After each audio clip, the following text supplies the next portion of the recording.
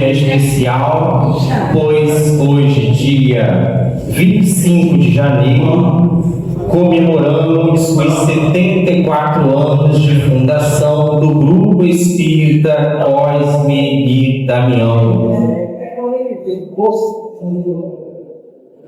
A casa agradece a presença de todos. Para nós é de grande alegria poder, às 8h30 da manhã, ter a casa cheia, principalmente de amigos, de companheiros, de pessoas que acompanham a nossa lida, né? E que colaboram conosco de alguma forma, seja através do trabalho, seja através das preces, seja através do olhar de cuidado.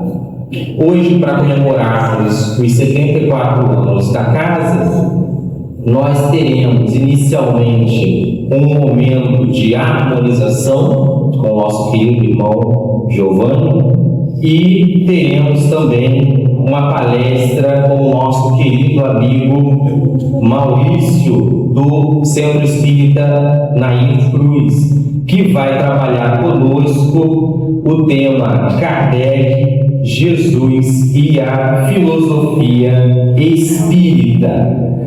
Ok? Para iniciarmos o nosso momento, como é sempre suma importância, nós faremos a nossa prece inicial e também a leitura de página. A leitura de página será feita pela nossa irmã Anália, e em seguida a prece inicial pela nossa irmã Carla.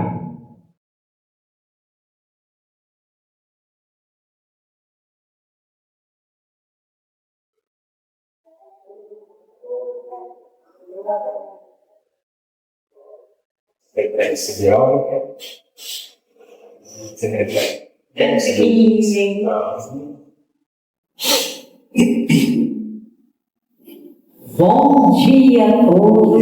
Bom dia. Paz esteja em todos os nossos corações. Então vamos à nossa leitura, que é do livro Palavra de Luz, pelo nosso irmão Francisco Cândido Xavier, irmãos. Vamos ler aqui a parte número, que essa leitura é de 5 de maio, mas ótima para o dia de hoje, esse dia especial. Convençamos-nos todos de que todos os males, os nossos e dos outros, ficarão um dia para trás, em definitivo. Toda sombra chega e passa, a feição de nuvem perante o sol. Permanecerá no universo, acima de tudo, e para sempre, o sol da providência divina. E na luz da providência divina, todos os mundos e todos os seres se encandeiam na corrente do amor eterno e permanente e vitoriosa sublimação. Então, meus irmãos, o que essa leitura nos traz? A esperança que estamos aqui, não estamos perdendo tempo, né? No nosso aprendizado, no nosso esforço, nessa linda manhã, né? Não estamos perdendo tempo. Então vamos avante, porque o nosso futuro nos espera com fé, com determinação. Vamos avante para vencermos, para crescermos espiritualmente e assim conseguirmos algum dia, cada dia mais, avançar em nossa evolução. Então dou graças a Deus por essa leitura que nos traz esperança, né? Obrigado, Anália. Só para corrigir, eu cometi um erro. Acho que é falta de café. Tem que tomar mais uma canequinha de café. A nossa harmonização musical vai ser com o grupo Aprendizes do Evangelho. Ok? Agora passo a palavra para a nossa irmã Carmen para a prece inicial.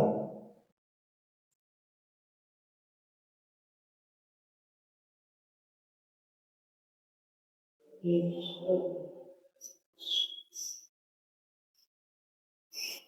dia a todos, sejam bem-vindos à nossa casa. Então, vamos fechar os nossos olhos, agradecer a Jesus, a nossa Mãe Maria Santíssima, a espiritualidade de luz desta casa, por estarmos aqui nesta manhã, festejando, o aniversário da nossa casa, e agradecendo ao nosso Pai Celestial por todo o amparo que é nos dado a cada dia, a cada amanhecer. Obrigado, Senhor, pela essa oportunidade. E que os bons espíritos de luz estejam conosco, com os nossos irmãos desencarnados, e que os nossos pensamentos sejam sempre de vibrações a esse momento de palestra, na hora da prece, que possamos direcionar sempre as nossas vibrações de amor e de paz. Obrigado, Senhor.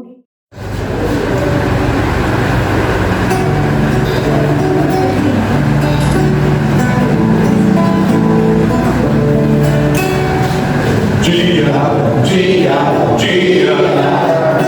Hoje eu estou tão feliz, tão feliz. Bom dia, bom dia, bom dia. Meu coração é quente. Bom dia, bom dia, bom dia. Vamos sorrir e cantar. A natureza é tão bela que nos ensina a amar. Dia,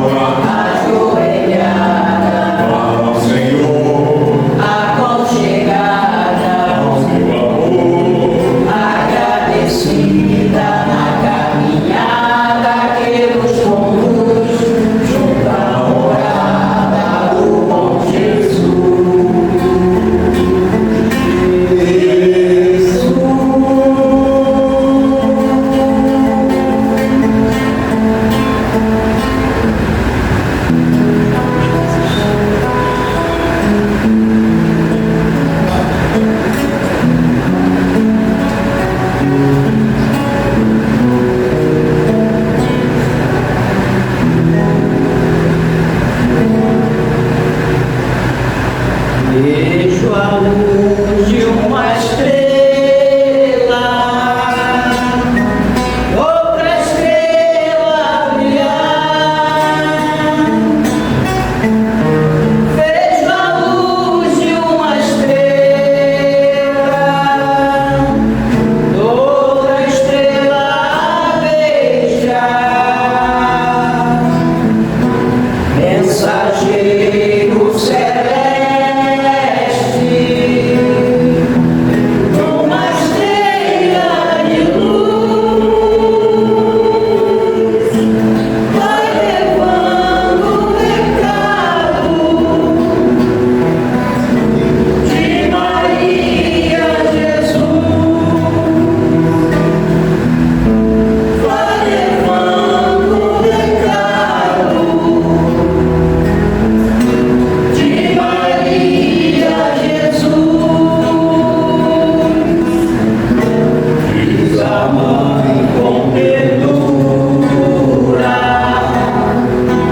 filho amado não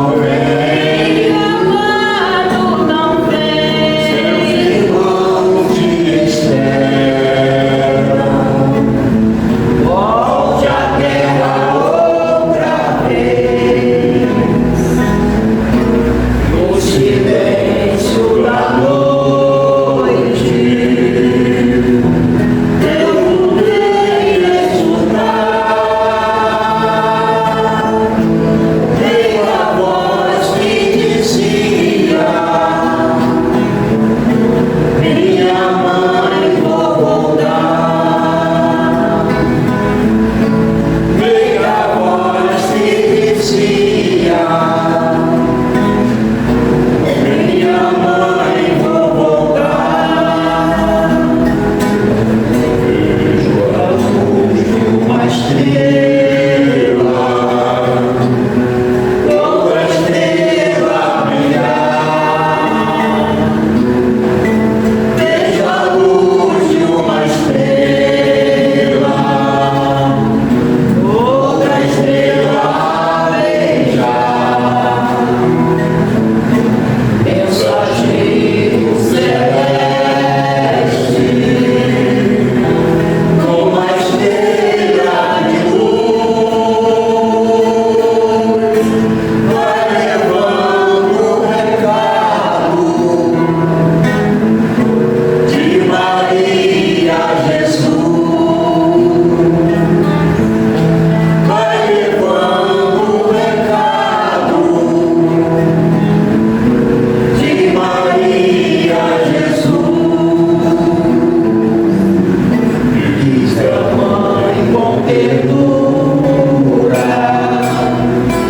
filho amado não vem, meus irmãos te esperam. Volte à terra outra vez, no silêncio da noite. Eu julguei escutar,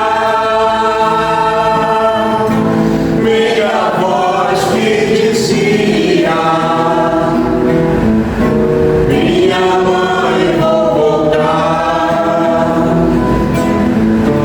Veio a voz que dizia: minha mãe, vou voltar.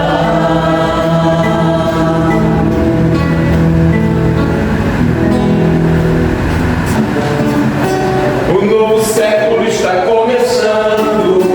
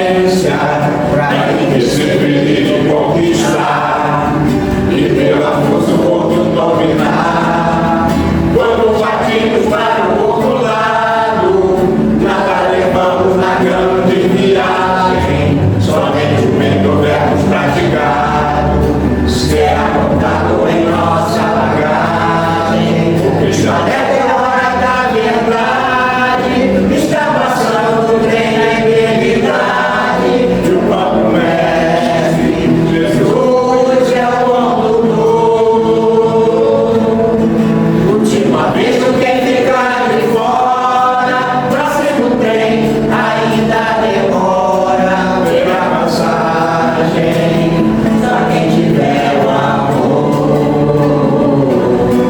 terá passagem, só quem tiver o amor. De que adianta o avanço da ciência se só usarmos nossa inteligência pra viver sem perigo em conquistar e pela força o mundo dominar?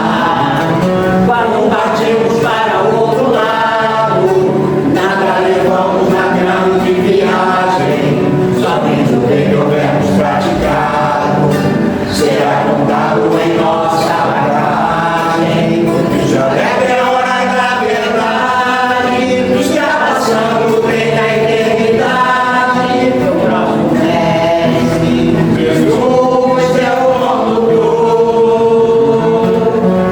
último aviso, quem ficar de fora, próximo trem ainda demora, terá passagem, só quem tiver o amor terá passagem, só quem tiver o amor terá passagem, só quem tiver o amor.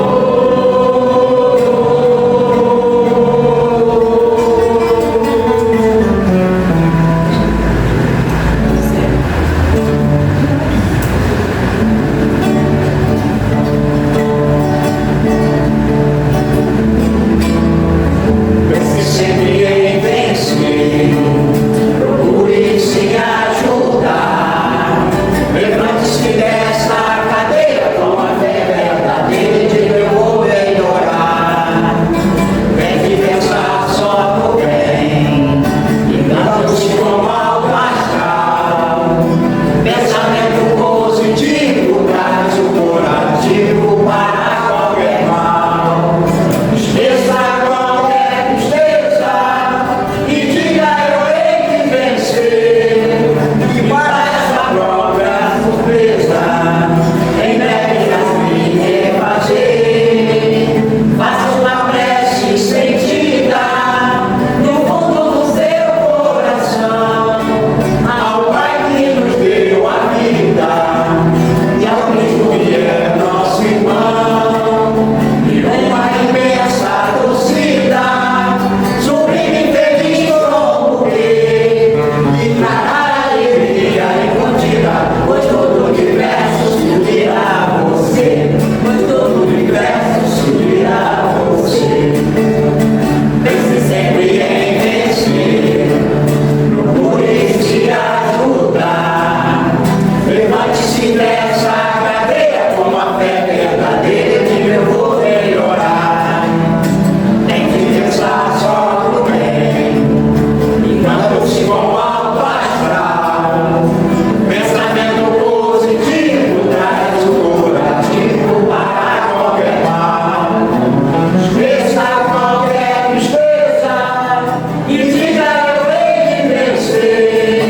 E para a própria surpresa, em breve irá se refazer.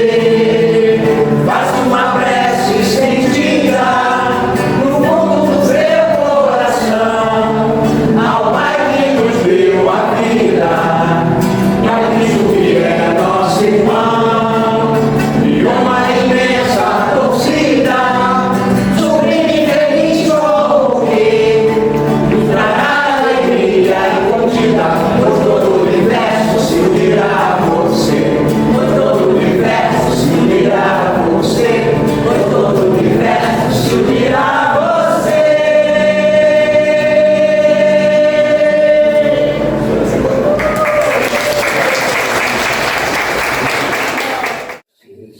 Abril de 1860. Era uma manhã fria em Paris. Kardec estava triste, desanimado. Se não bastasse as críticas, as perseguições, em cima da mesa as cartas, artigos de perseguição, os detratores da doutrina espírita. A Sociedade Espírita de Paris já havia 3 anos de fundação. caminhava bem, os livros espíritas estavam sendo bem vendidos, mas escasseavam os recursos. Kardec estava preocupado. Quando de repente entra a sua esposa, Madame Rivail, a doce Gabi, com um embrulho nas mãos. Esse embrulho muito bem envelopado. Kardec, quando abre, ali tem uma singela carta e um volume.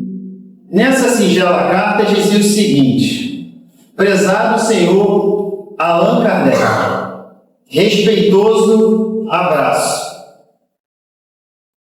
Cordialmente lhe remeto esta carta e esse volume, que junto dele tem a sua história. De antemão peço que você continue com o trabalho de esclarecimento da humanidade, porque isso para mim foi muito importante. Eu sempre fui, desde a infância, um livreiro, atuando aqui, nesta capital. Há 2 anos, eu conheci aquela alma que veio para completar decididamente a minha vida. Vivíamos bem, esperançosos, a alegria fazendo parte do nosso lar. Quando, há 3 meses, a minha doce Antônia ficou doente, sorrateira moléstia a levou. O meu sofrimento foi indescritível. A minha vida perdeu totalmente o sentido.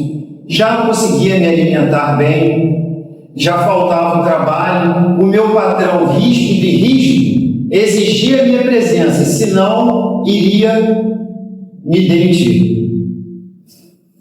Havia me tornado um trapo humano. Foi nesse momento que eu comecei a alimentar o desejo do autoextermínio. Passava pelo próximo do Rio Sena, olhando as suas correntezas e imaginava: vai ser fácil, não sei nadar.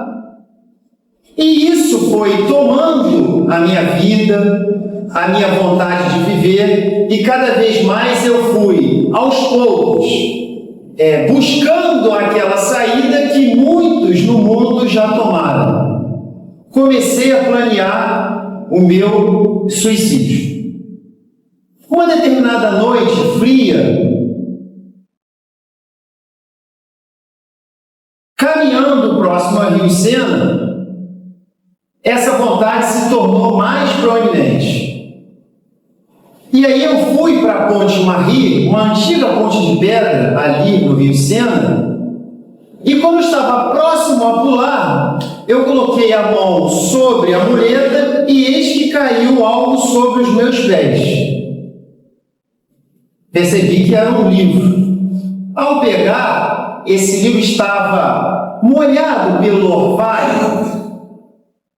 A curiosidade foi mais forte. E aí eu busquei um ponto de luz ali na vizinhança e abri a capa. Logo no frontispício, úmido e já um pouco manchado, vinha com a seguinte anotação: este livro salvou a minha vida. Faça dele bom proveito. E ali eu conheci a obra O Livro dos Espíritos. Li de forma ininterrupta.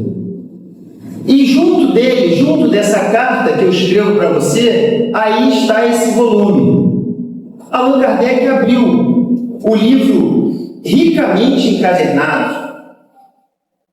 E na capa havia ali o escrito, como ele narrou: este livro salvou a minha vida.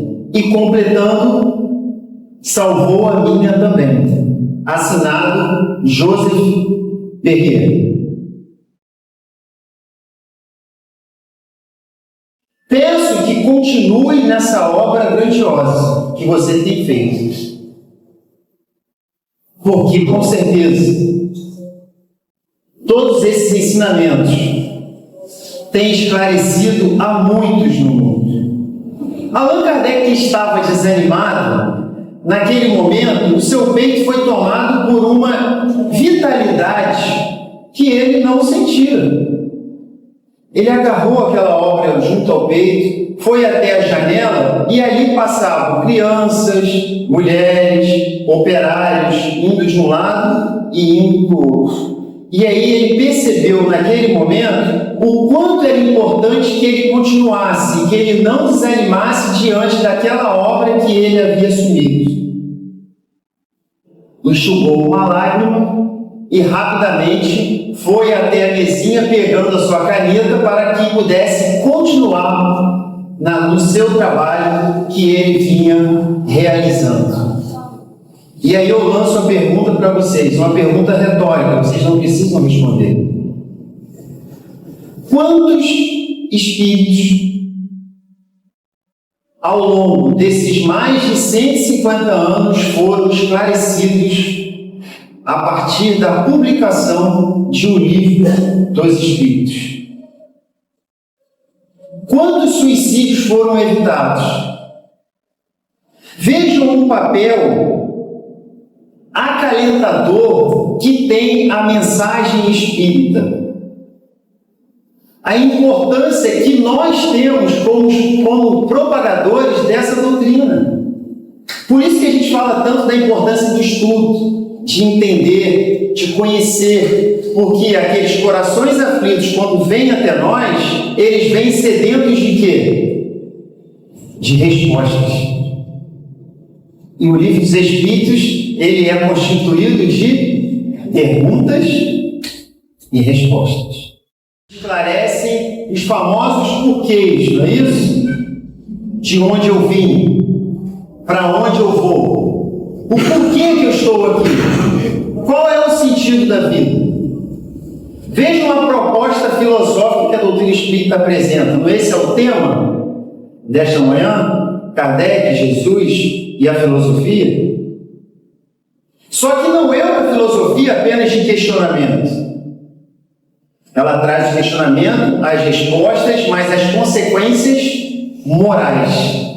E é justamente as consequências morais que vão trazer, inclusive, o aparato para o sentido religioso que a doutrina espírita apresenta. A gente pode recordar aqui, por exemplo, os princípios fundamentais da doutrina, não é isso? Qual é o primeiro deles e mais importante? É a comunicabilidade dos espíritos? É a pluralidade dos mundos existentes? É a reencarnação? Não. O ponto de partida, o princípio fundamental de tudo é a crença em Deus. Esse é o primeiro princípio fundamental. Inclusive os outros são secundários. Tudo é secundário a partir do ponto de partida da existência de Deus. E o que a doutrina espírita apresenta para a gente quando a gente fala de existência de Deus? É uma ideia exclusivamente de crença? Não. O sentido de crença, ele está incorporado em todas as religiões, né? A crença em Deus, ou de forma politeísta, nos deuses. Você crê porque você tem que crer, não é isso? Mas o que apresenta o Espiritismo quando a gente fala de existência de Deus?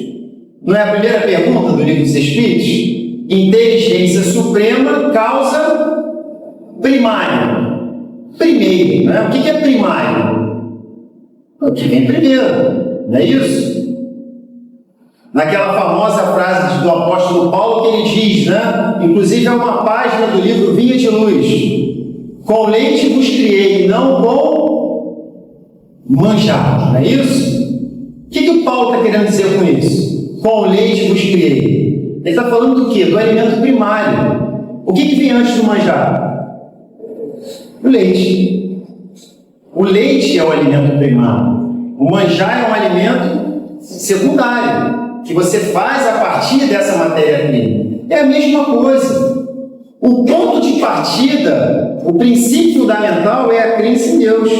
Então, nós seres humanos temos uma necessidade de saber a origem das coisas. O porquê de ela existir, não é isso? Então, quando a gente fala de Deus, a gente fala como um princípio basilar de tudo. Então, esse é o primeiro princípio fundamental, não é isso? Deus não coloca condições para a gente se comunicar e se relacionar com Ele, ou coloca? Não existe condição. Quando a gente lembra daquela música do Gilberto Gil, vocês vão lembrar, vão conhecer. Eu não vou aqui me ousar, né, a cantar, não vou fazer isso com vocês, né? Aí eu poderia chamar o nosso amigo aqui para ajudar, né? Então, os companheiros do Aprendiz do Evangelho. Mas a música, se eu quiser falar com Deus, vocês lembram? Em determinado momento, o que o Gil fala na música? Se eu quiser falar com Deus, eu tenho que ficar a sós. Não é isso? Eu tenho que apagar a luz. Eu tenho que calar a voz.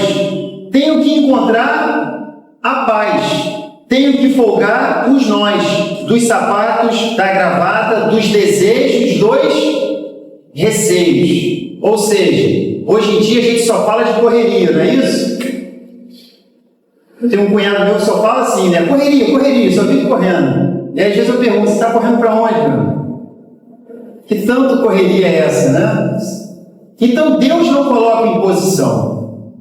A nossa relação com Ele pode ser direta, não tem intermediário. E a doutrina espírita apresenta isso para a gente de uma forma muito clara e objetiva. Assim como naquela parábola do filho pródigo, no momento que a gente tiver dificuldade, que a gente estiver no chão, que a gente levante do chão e que a gente faça um ensaio, como o filho pródigo fez, vocês lembram? Naquela terra distante, em dificuldade, olhando para aquela situação que ele estava, sem ter o que comer direito, invejando a ração dos porcos que era dado para eles, porque a sua alimentação era mais precária de um animal que é imundo dentro da concepção do mundo judaico. E aí o que ele diz? Que ele lembra, né? Os empregados do meu pai se alimentam melhor do que eu, na minha condição aqui. Então eu vou voltar para a casa do pai. O que Jesus está falando? No momento que você tiver dificuldade, volta para a casa do pai, meu filho. Porque o pai está sempre com os braços abertos esperando você, não é assim? Sempre. Por quê? Porque Deus não coloca condições na sua relação com seus filhos. Ele apenas ama.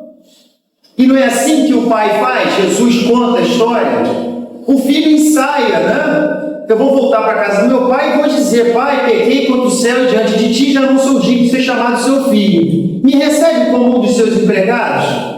Quando ele volta e encontra com o pai, o que o pai faz? Ele fica batendo o pé na soleira lá da porta, esperando o filho chegar? Ou então ele pega lá o cinto para poder ali aplicar algum tipo de corretivo? Não. Ele corre em direção ao filho. Jesus conta.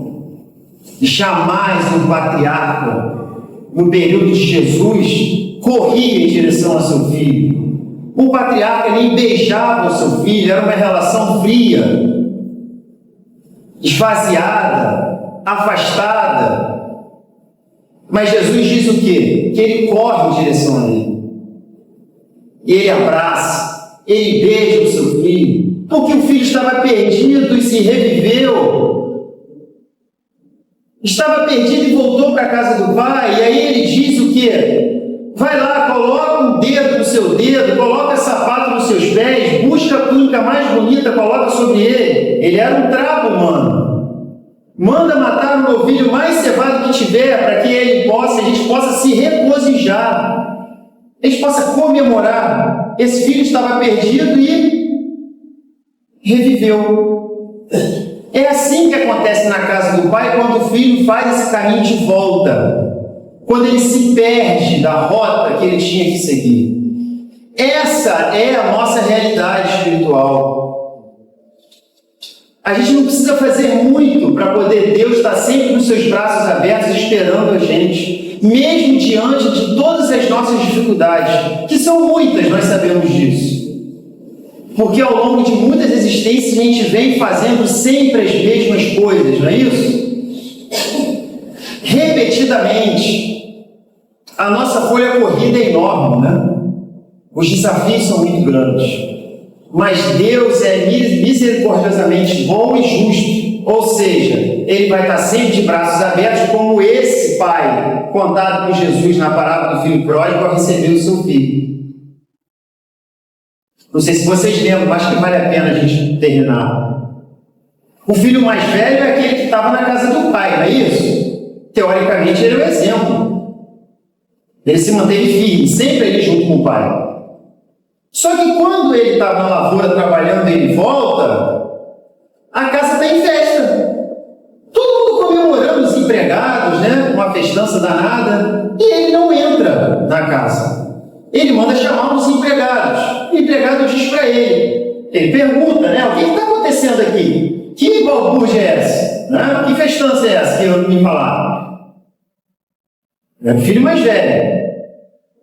E aí o empregado diz para ele, é porque o seu pai mandou matar o novilho mais cevado para poder fazer uma festança, porque aquele seu irmão que estava morto reviveu, estava perdido e foi encontrado. Vocês lembram o que o filho mais velho faz? Ele não entra. Ele se recusa a entrar. Ele manda chamar o pai, audacioso, né? E aí o pai vem, e ele diz o que para o pai? Ele repreende o pai. Assim como muitas vezes nós fazemos, né? A gente repreende a divindade, a gente repreende a providência divina, a gente reclama das coisas que a gente não devia reclamar. E ele diz o que para o pai? Eu sempre estive ao seu lado, sempre caminhei contigo. E ao longo de todo esse tempo você nunca mandou matar um cordeiro. Veja bem, um novilho cevado e um cordeiro, é algo bem menor, né? Você nunca mandou matar um cordeiro para que eu pudesse regozijar e comemorar com os meus amigos. Mas esse teu filho estava perdido, este teu filho, não é irmão? Esse teu filho gastou todo o dinheiro que você deu com meretrizes na vida, e aí ele voltou e você mandou fazer essa festança?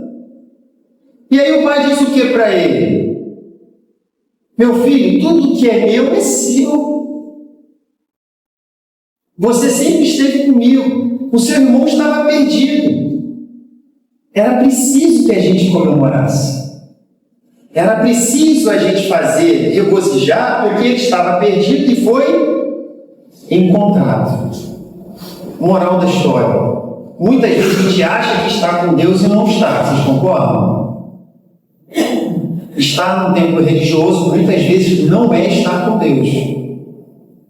Efetivamente, vivendo a graça divina. É muito difícil isso. Um dos poucos momentos que a gente vive a graça divina é no trabalho espírita, né? Porque é quando a gente tem uma possibilidade de se aproximar mais dos amigos espirituais. Porque no dia a dia, na correria, a gente está sempre o quê? Nessa dinâmica, né? De apagar incêndio correndo de um lado para o outro. Então, às vezes, na atividade espírita é o momento que a gente se aproxima. Que a gente está ali mais próximo desses amigos espirituais. Algo que a gente não consegue vivenciar no dia a dia. Passando para outros princípios fundamentais. A imortalidade da alma, a reencarnação. Segundo princípio mais importante, não é isso? A justiça das aflições. Eu costumo dizer que esse princípio fundamental é um tripé, que está intrinsecamente ligado. Quais são eles? A imortalidade da alma, a reencarnação e a justiça das aflições, a justiça divina. Os três são indissociáveis. Quando você pensa em encarnação, obviamente você pensa na imortalidade da alma e você pensa na justiça das aflições. A justiça divina, ela governa o progresso do espírito. Ela é um imperativo que é sobre nós através da chamada lei de causa e efeito. Alguns vão dizer lei de ação e reação, não é isso? Mas não é a lei de ação e reação, a lei de Newton da física, né? Para toda uma ação tem exatamente uma reação de mesma intensidade e mesma força. É assim? Não. No Espiritismo a gente sabe muito bem disso, né? Não é olho por olho, dente por dente, mão por mão, pé por pé, como está lá no antigo texto. Não é assim. Por quê? Porque através das ações e através do trabalho no bem, a gente executa aquele ensinamento de Pedro na sua carta universal, quando ele fala que o amor cobre a multidão de pecados. Multidão, o que é uma multidão? É muito pecado, não é isso? Muito, a gente tem muito, né?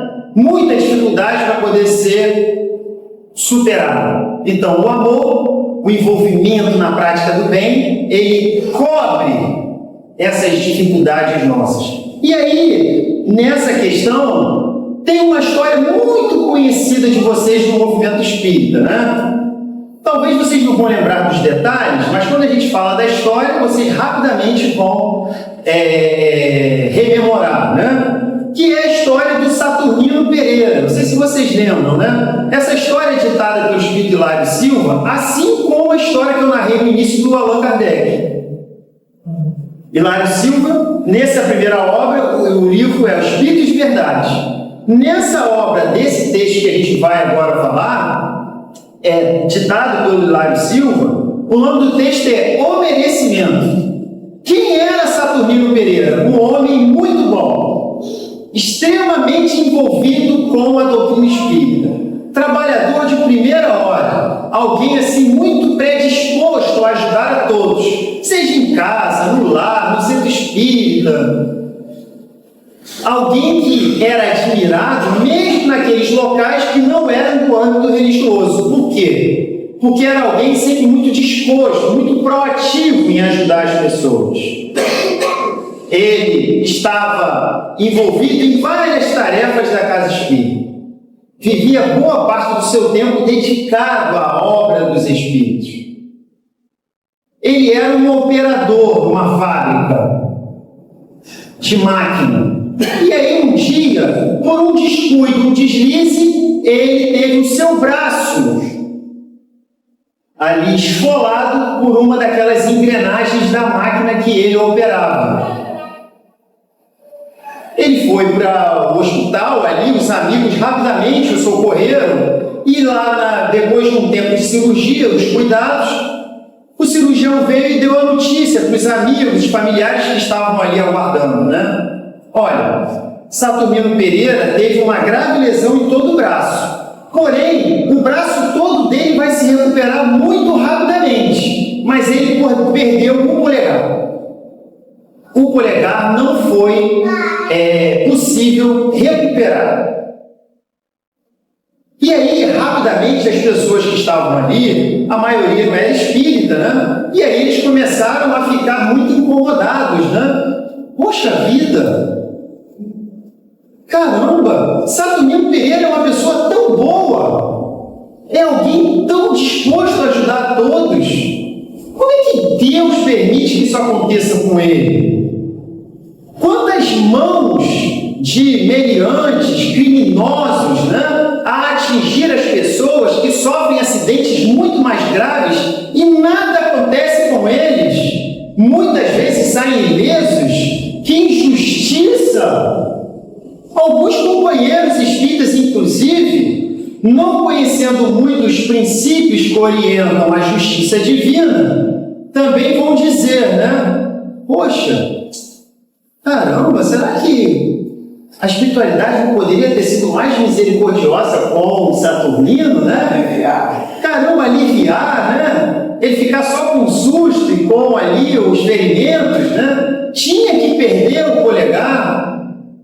Saturnino agradeceu a todos, não reclamou. Agradeceu a Deus, né? Ali o livramento que ele teve, agradeceu ali a atenção de todos, a preocupação, mas internamente ele estava triste.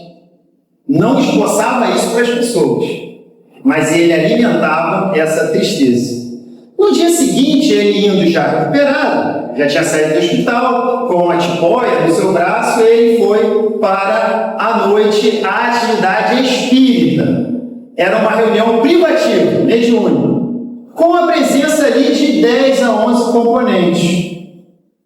E aí, no final da reunião, o orientador espiritual se dirige a ele e envia uma mensagem. O nome do orientador espiritual se chamava Macaio.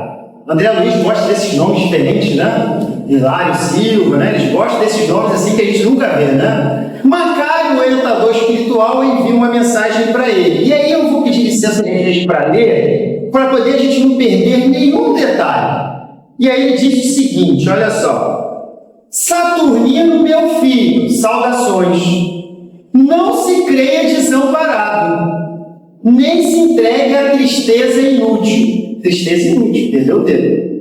O pai não deseja o sofrimento dos filhos.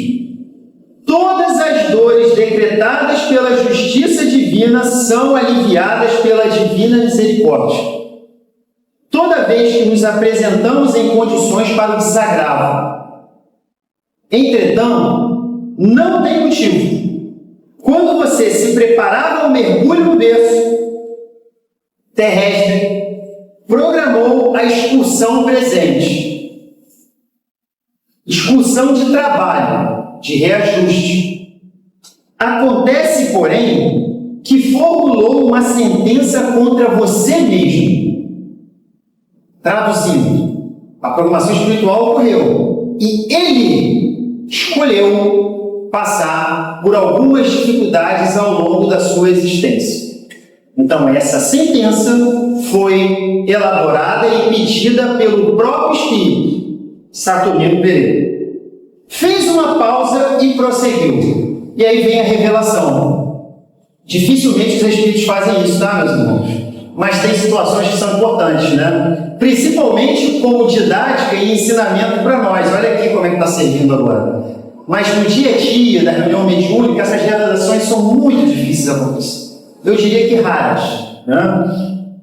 Há 80 anos, era você poderoso sitiante no litoral brasileiro. E certo dia, porque pobre empregado enfermo não lhe pudesse obedecer às determinações, você, com as próprias mãos, obrigou a triturar o braço direito em engenho rústico. Por muito tempo, você andou perturbado por muito tempo no plano espiritual, contemplando mentalmente o caldo de cana emburrecido pelo sangue da vítima, cujos gritos lhe ecoavam no coração. Por muito tempo, e continuou. Ou seja, durante longos anos, ele vagou no plano espiritual com esse tormento, vendo aquela cena que ele proporcionou ao seu semelhante. Então imagine o desespero dessa criatura. E continuou. E você implorou existência humilde. Vocês já escutaram algumas pessoas falando que eu não pedi para nascer? Não é isso, Ana Neteia? Tem muita gente que fala, né? Tem até uma música, muito bem, eu não pedi para nascer, né? Lulu Santos. Dentro da concepção espírita, eu diria para vocês que realmente a gente não pediu para nascer, a gente implorou. E de joelhos, muitas vezes, que é isso que acontece com as criaturas. E você implorou existência humilde em que viesse a perder no trabalho o braço mais útil. Se a criatura é destra, seria o direito. Tem que ser o braço mais útil para ele, para que pudesse fazer mais falta ainda. Né? Mas você, Saturnino, desde a primeira mocidade, ao conhecer a doutrina espírita, tem os pés no caminho do bem aos outros. Olha a mudança da criatura. Você tem trabalhado, esmerando-se no dever. Não estamos aqui para elogiar. Os espíritos de luz, a espiritualidade maior, dificilmente elogia o nosso trabalho. Em qualquer trabalho espiritual que a espiritualidade começar, algum espírito elogiar muito o trabalho, cuidado. É uma lâmpada amarela que se acende na mesma hora. E geralmente quando elogiam é uma coisa simples e curta. Continue no trabalho. Siga em frente. Esse é o elogio. Nada de palmas. Nada de confete. Isso não acontece nessa relação. Muito cuidado. Não estamos aqui para elogiar, porque você continua lutando. E o plantio disso ou daquilo só pode ser avaliado em definitivo por ocasião da colheita. Sei, porém, que hoje por débito legítimo, alijaria você todo o braço, mas só perdeu um dedo. Regozija-se, ou seja, comemore. Meu amigo, você está pagando em amor seu empenho à justiça. Essa é a justiça divina que a doutrina espírita apresenta para a gente. É uma justiça divina que tem o amor como a principal meta, não a dinâmica de pagamento de débitos. Claro que nós aqui, no nosso caminhar, a gente tem que se haver com a lei. Então tem situações que não tem jeito, a gente precisa por aquela dificuldade. Até para que aquilo faça com que a gente cresça, para que a gente prossiga. Então vem aquela enfermidade sorrateira, aquele desafio maior, mas a espiritualidade está ali aliviando a nossa cruz que a gente precisa carregar, que a gente não tem dimensão. Então não se sintam abandonados diante das angústias e dificuldades que essas surgirem ao longo do caminho. Porque Joana de Ângeles diz que a nossa existência na Terra é você atravessar um vale de lágrimas, não é isso?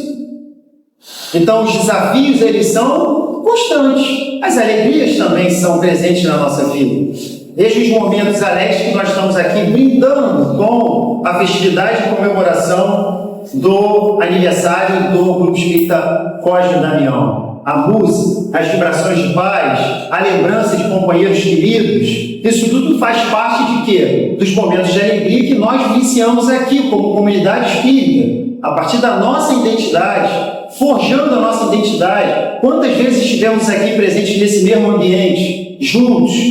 Basta a gente olhar as fotos, né? Quantos encontros, não só nessa casa, mas em muitos outros, seja no Grupo Espírita Caminho da Luz, seja no Naicruz, seja em qual casa for, João Batista, quantas vezes estivemos lá?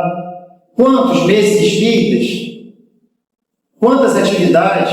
Quantos por aqui passaram e hoje não estão mais, mas continuam trabalhando no mundo espiritual a favor do movimento espírita, ou vocês têm alguma dúvida disso? Recentemente, o nosso irmão Valmir de Paula Ferreira desencarnou. Vocês têm alguma dúvida que esse espírito continua trabalhando? Ou será que ele vai sentar naquela cadeira ricamente adornada para descansar e ver as feras tranquilas?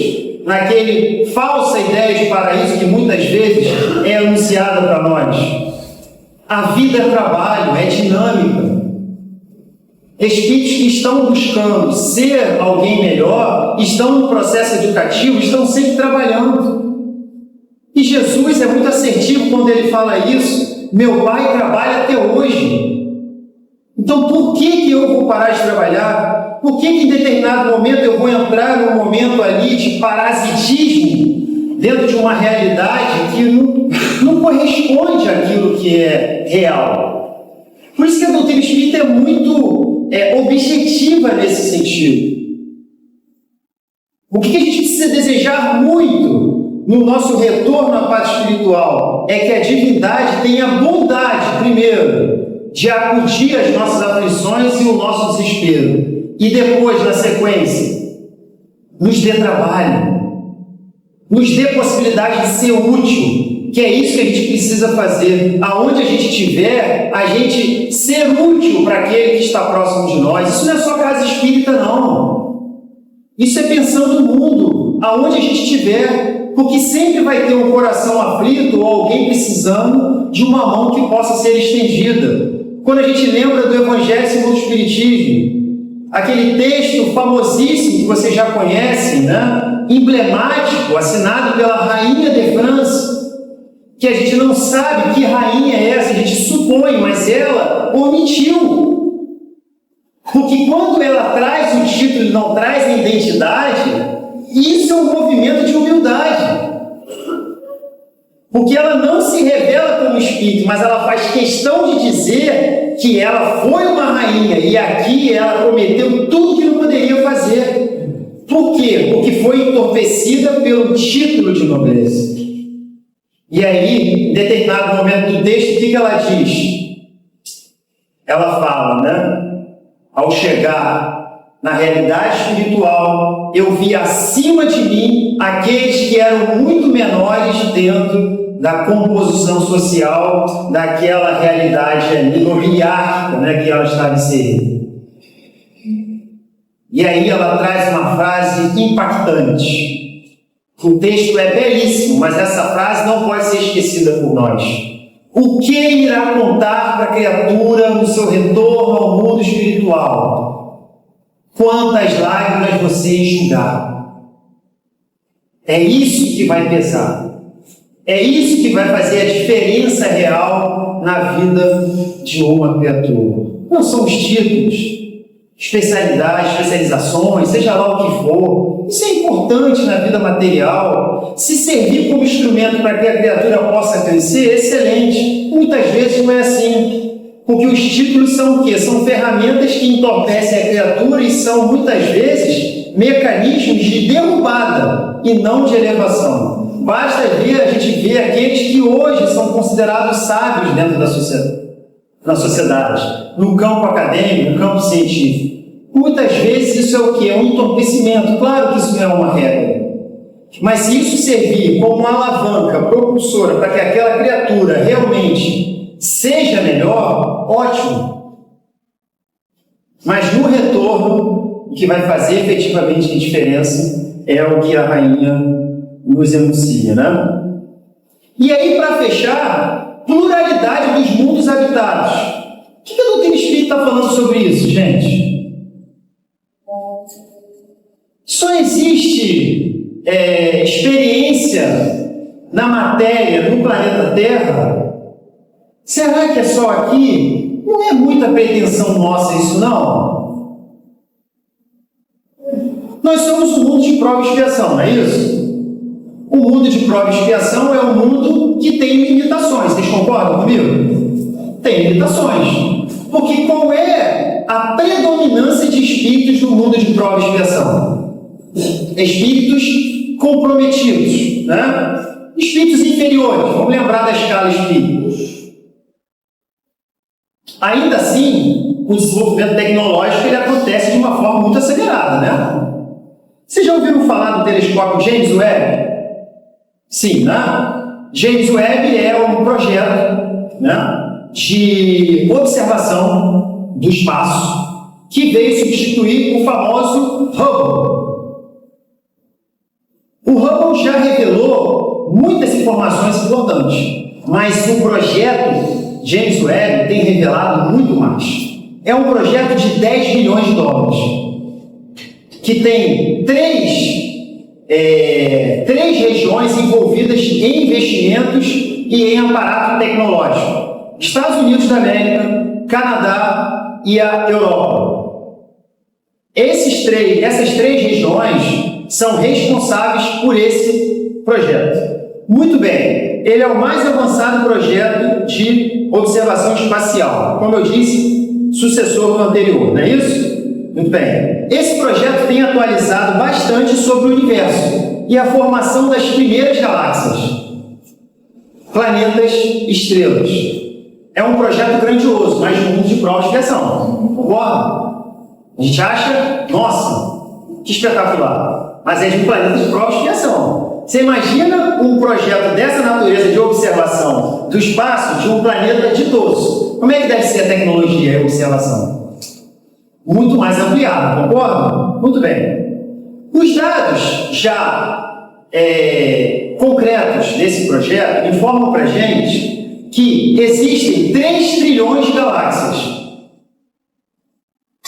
3 trilhões de galáxias. Cada galáxia tem cerca de 200 bilhões de estrelas. Cada galáxia.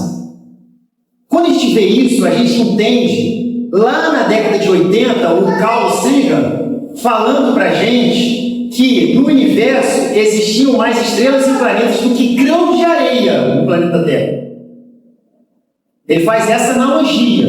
Vocês têm noção quantos grãos de areia existem no planeta Terra? É só lembrar do deserto do Saara, né? Que pega do norte da África e vai até embaixo. Muito bem. Continuando. A Via Láctea, onde está o Sistema Solar, a nossa Via Láctea, onde está a Terra, o Sol, os planetas que estão no entorno da Terra, tem 200 galáxias. A Via Láctea tem 200 galáxias e cerca de 9 bilhões de planetas. A Via Láctea tem cerca de 9 bilhões de planetas como a Terra.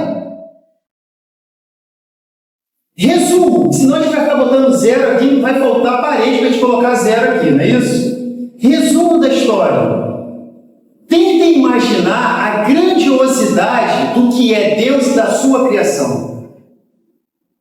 Não tem como a gente mensurar. É por isso que Allan Kardec, quando faz a primeira pergunta, o que é Deus, e depois ele vai prosseguindo com as perguntas, a gente vê nitidamente uma certa dificuldade daqueles espíritos que estão assessorando ele, de responderem para ele o entendimento do que é Deus e da sua criação. E aí eles respondem aqui para Kardec: olha, para avaliar Deus, você tem que ver Deus pela criação. O que não dá. Vocês estão no ponto, e o que a gente está falando está aqui. É preciso passar muita água embaixo da ponte, não é isso? E para que o nosso planeta, o nosso humilde planeta, já caminhando para o fim, o planeta Terra, ele também possa atingir esse estágio de regeneração, vocês concordam que ainda tem que passar muita água embaixo da ponte?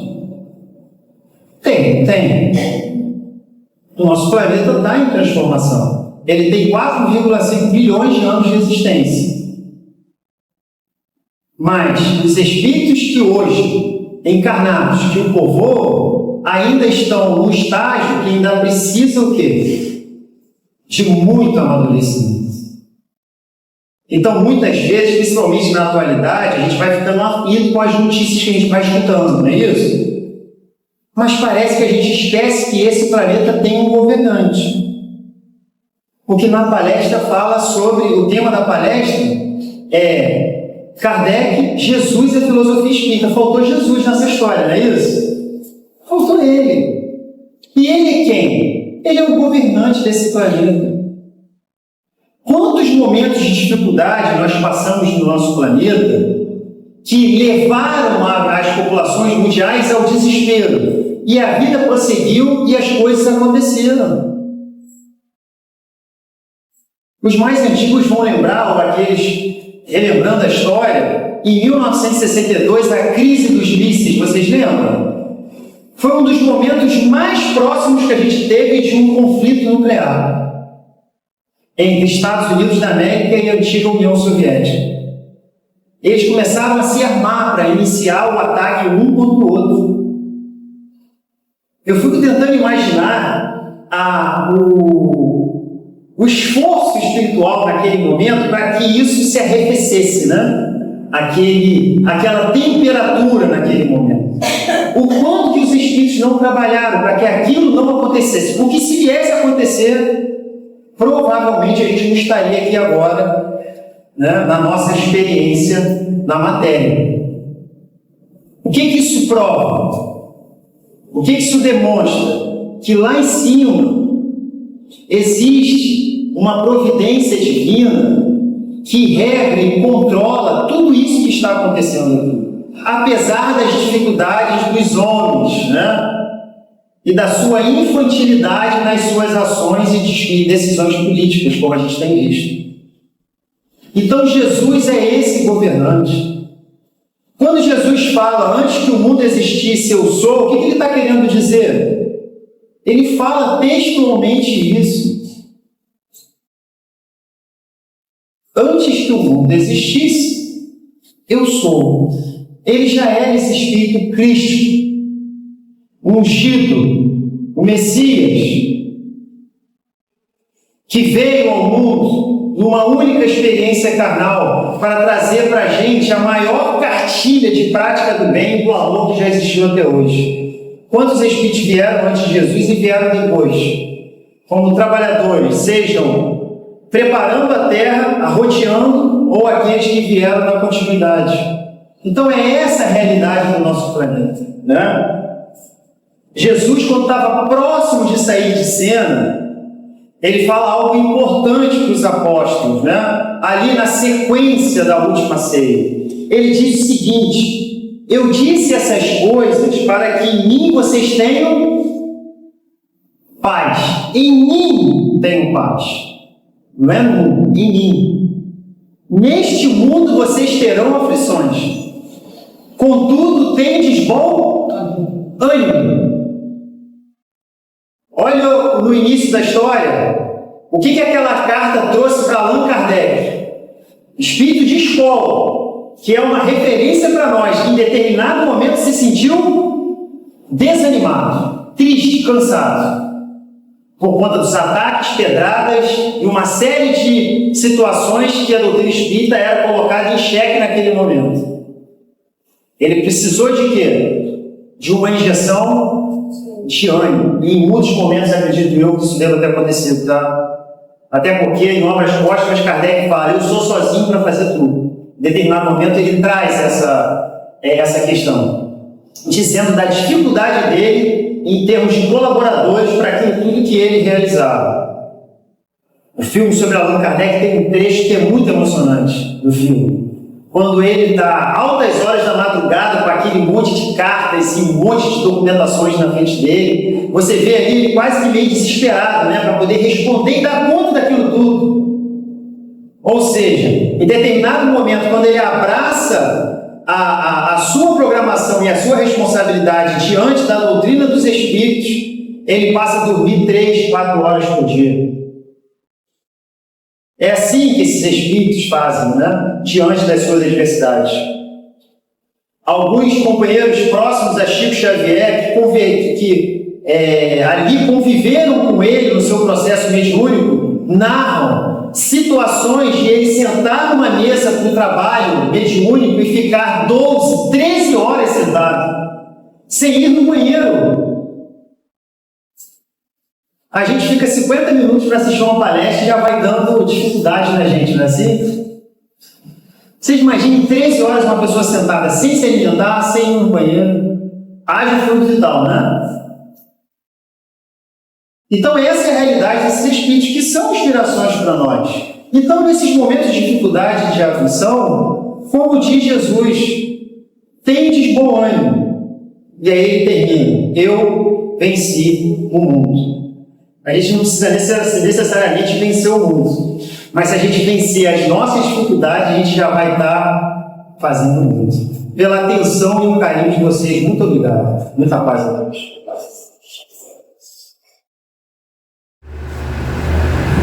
Muito obrigado.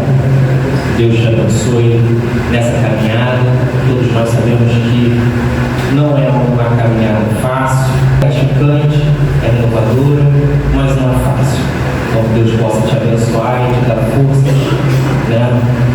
Porque divulgar a doutrina espírita, auxiliar na vivência de um grupo espírita é algo que demanda tempo, esforço, dedicação. E nós sabemos que no mundo em que nós vivemos, com tantas outras tarefas, é difícil para a gente conseguir, mas nós nos esforçamos.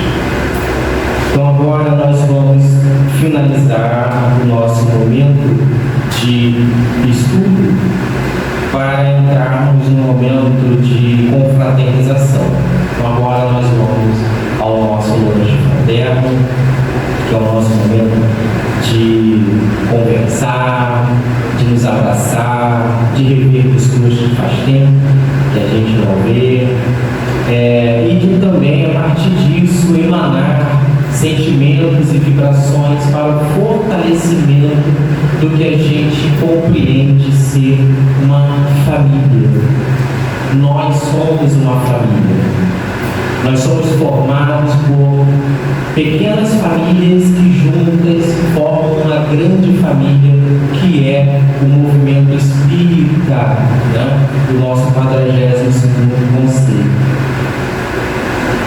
Em toda família, nós temos aqueles que conseguem estar mais presentes, nós temos aqueles que não conseguem estar presentes cotidianamente, mas que não deixam, né, de fazer aquela visita, de se mostrar, olha, eu tenho minhas tarefas, mas eu estou aqui. Nós temos aqueles que têm o olhar carinhoso, aquele olhar de cuidado, de sempre se preocupar, procurar saber se precisa de algo mais, se precisa de um auxílio.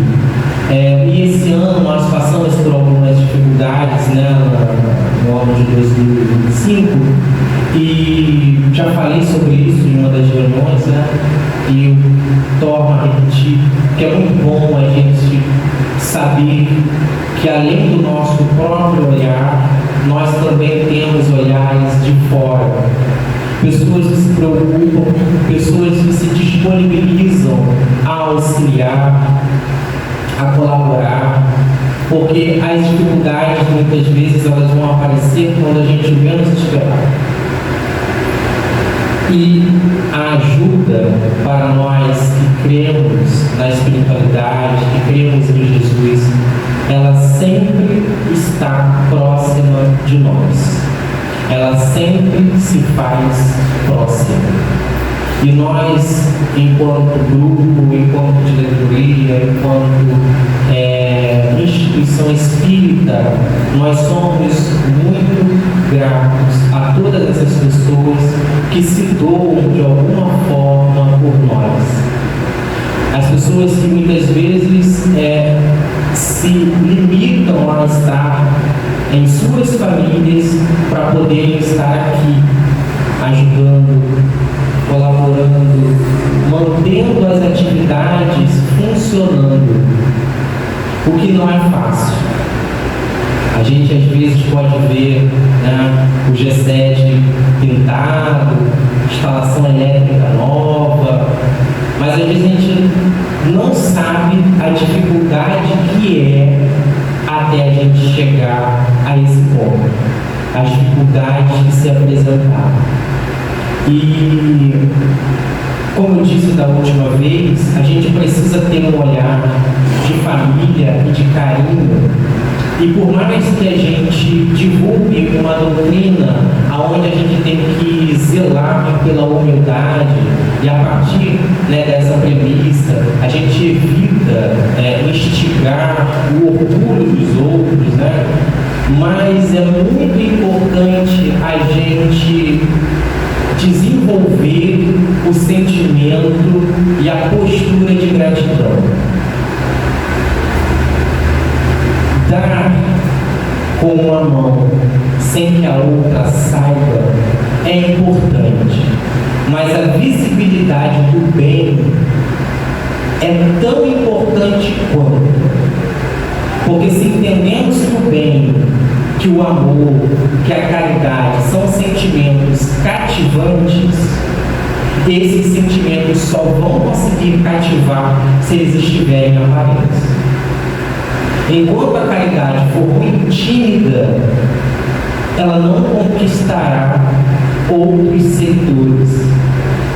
É importante que nós consigamos olhar nos olhos dos outros e enxergar o quão essa pessoa se sente bem e feliz a partir do momento que ela faz o bem e que ela faz uma caridade.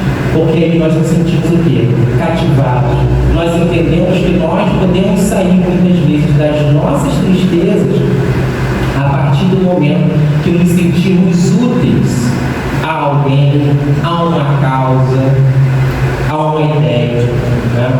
Então eu gostaria de aproveitar esse momento para agradecer ao nosso irmão Luiz Maurício, não só pela palestra de hoje, maravilhosa, mas também por toda a colaboração que ele nos dedica ao longo de todos esses anos, e em especial ao que ele nos dedicou no ano de 2025.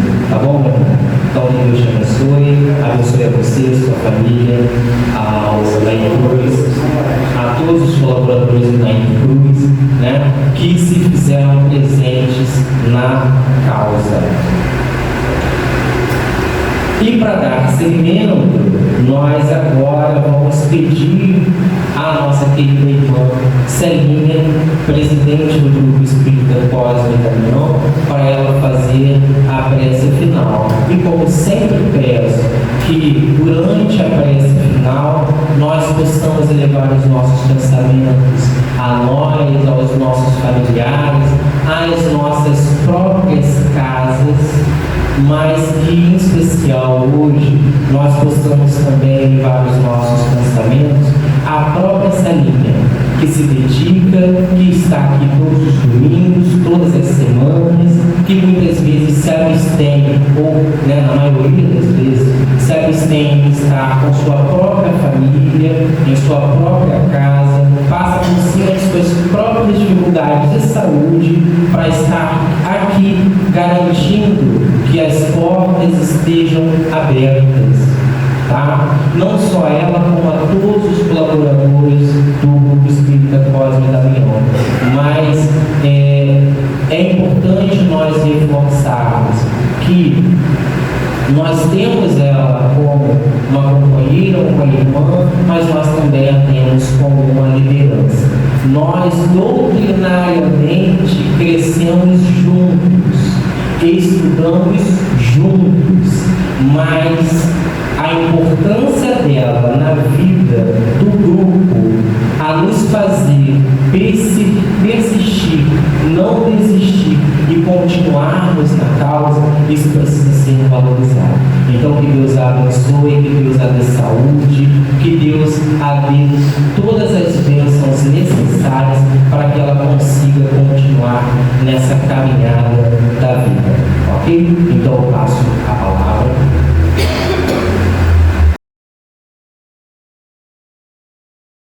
Então, meus irmãos, muito agradecida antes da prece pela presença de todos que estão aqui presentes, representando suas casas, nosso irmão Luiz Francisco, presidente do 42 Céu, do 42º, como o Vitor falou, agradecendo sempre o carinho de todos para com o G7. Que a paz do Senhor Jesus possa sempre estar com todos, fortalecendo a cada um nas suas caminhadas, dentro dos seus grupos espíritas. Muito obrigado.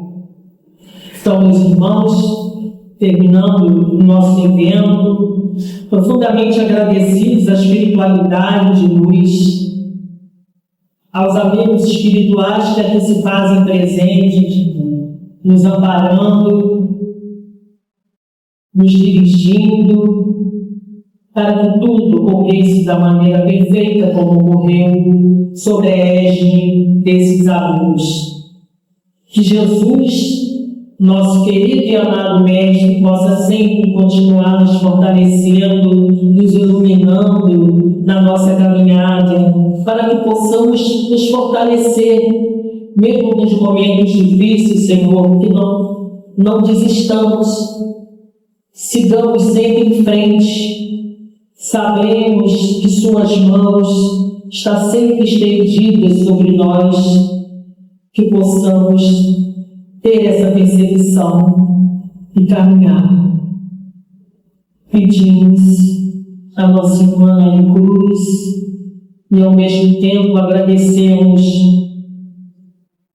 por esse ponto de luz em que a irmã iniciou há 74 anos, exatamente no dia 25 de janeiro de 1954.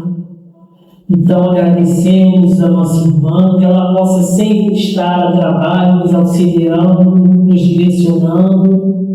Toda a nossa gratidão, Senhor, aos irmãos que nos antecederam, e que esse momento de luz possa ter alcançado a todos nós, a cada um dos nossos irmãos que estão assentados nessa cadeira, e aos nossos irmãos desencarnados que aqui foram permitidos estar conosco nessa manhã de luz. Então, Senhor, fique conosco, nos fortaleça para que possamos seguir em frente. Muito obrigada a todos e que a paz do Senhor Jesus permaneça sempre com todos. Graças a Deus.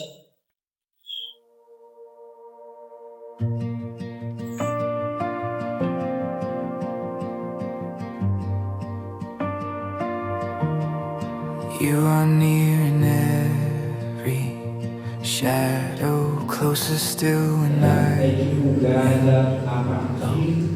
in the quiet of my sorrows. I can hear you call my Through the ashes of tomorrow, you remain, you never change. Every moment you are present, every heartbeat sings your grace. Jesus, I adore you. You're the fire in my soul. You lift me from the ruins. You make the broken whole. My heart will always praise you. Forever I will sing. Jesus, I adore you. My Savior and my King. You are light when I am blinded. You are strength when I can't stand. Even when the road is silent, you still guide me with your hand. Every trial leads to mercy. Every pain draws me to you. Jesus, I adore you. You're the fire in my soul. You lift me from the ruins. You make the broken